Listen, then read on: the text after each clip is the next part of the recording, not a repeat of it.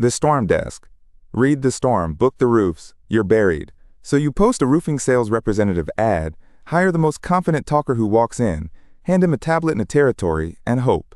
90 days later, he's gone, 2 homeowners are angry, and your production manager is cleaning up a contract that never should have been signed. The problem wasn't the person. There was no role, no pay plan, no process for him to step into. By the end of this, you'll know how to hire a roofing sales team that actually closes, in 5 steps, in the order that keeps them. Roofing sales turnover runs 50 to 70% a year. The best shops hold it near 20 to 30. That gap isn't luck, it's built. Before you spend $1 recruiting, run an honesty check. A sales hire only pays off when the rest of the shop can feed and absorb it. 5 things have to be solid. Lead flow, enough doors to keep one representative busy.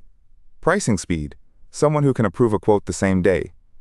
Production that can build what the representative sells. A written process a stranger could follow. And cash to carry the ramp for 90 days.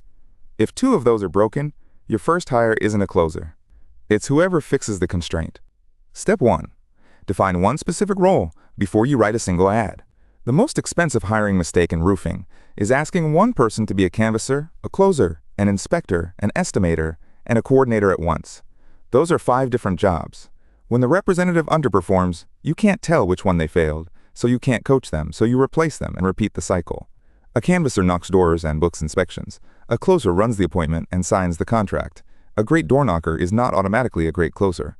Pick the lane your shop needs, then post. Write the ad around the work, not the person. List the must-haves. Clean communication a nervous homeowner can follow.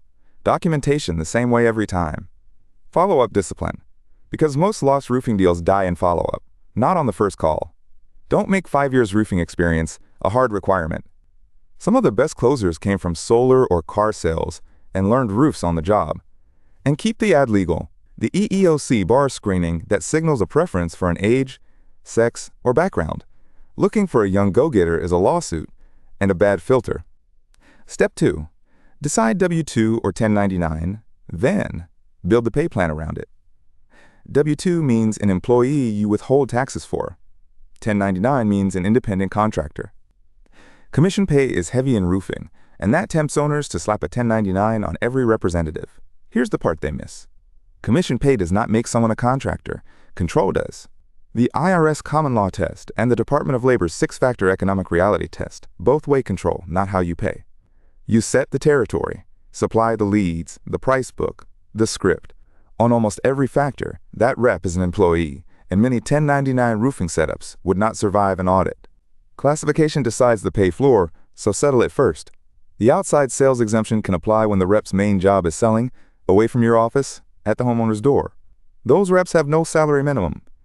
But selling by phone from a desk does not count as outside sales, so an inside representative is usually non-exempt and owed overtime.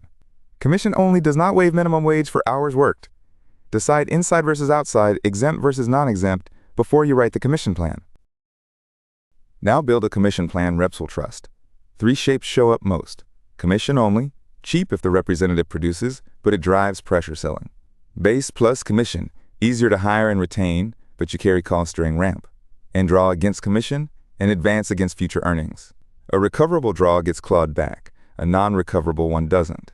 For a brand new rep, a non-recoverable draw for the first 90 days keeps the plan from becoming a trap. And pay on gross profit, not contract price, because paying on the contract rewards discounting.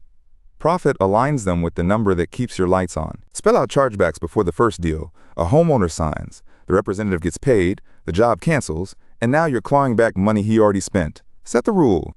Commission is earned when the job is completed and collected, even if you advance some at signing. That one line prevents most chargeback fights. Avoid the predatory version where a representative loses a full commission for a cancellation that wasn't his fault. Reps talk. One unfair clawback poisons your recruiting for a year. Step 3. Recruit and screen against a scorecard, not a gut feeling. Roofing owners hire on charisma and fire on performance, then wonder why the two never match. Open more channels than who do we know. Job boards, industry recruiters, trade groups, proven closers in adjacent trades. Move fast. The best candidates are gone in about 5 to 7 days, so run a defined process inside a week. Then grade everyone the same way, on a 1-page scorecard, scored on evidence, not vibe. Put real tasks on the scorecard, not interview questions. Have them explain to a nervous homeowner why a roof needs flashing.